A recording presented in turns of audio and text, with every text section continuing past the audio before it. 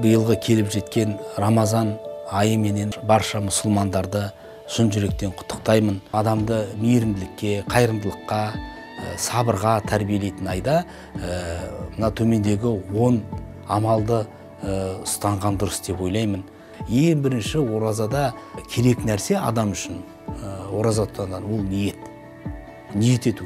Екінші, оразада біз сәресін ішуді әдетке алып айналдыру керек. Пайғамбар алейхиссалату вассалам айтқан, сәресін ішіңіздер, өйткені сәресінде сіздерге береке бар дейді. Үшінші, ауызашарға қатысты айтқым келеді.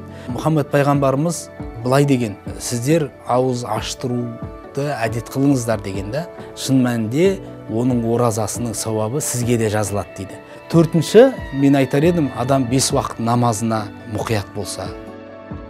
Сондай-ақ Рамазан айының бір ерекшелігі тарауих намаз оқылады, осы тарауих намазына қатысса.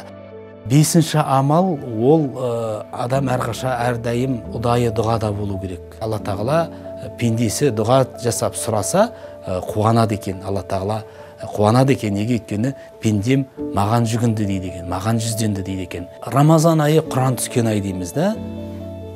Осы жөнінде Алла тағала аятта да айтқан, пайғамбарымыз хадисте де айтқан, мұсылмандардың арасында қалыптасқан бір жақсы әдет бар. Ол Рамазан айында Құранды оқуға көңіл бөлу.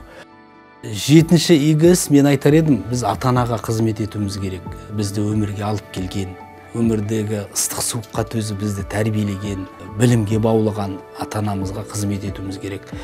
Сегізінші, ораза айында адам өзінің отбасына көңіл бөліп, өзінің отбасына да осы имани, рухани тәрбиені, оразаның қадір қасиетін түсіндірген дұрыс. Тоғызыншы, біз әрқашан Алла тағалаға өткен ісімізге тәуба етіп, Алладан истиғфар тілеуіміз керек, кешірім тілеуіміз керек.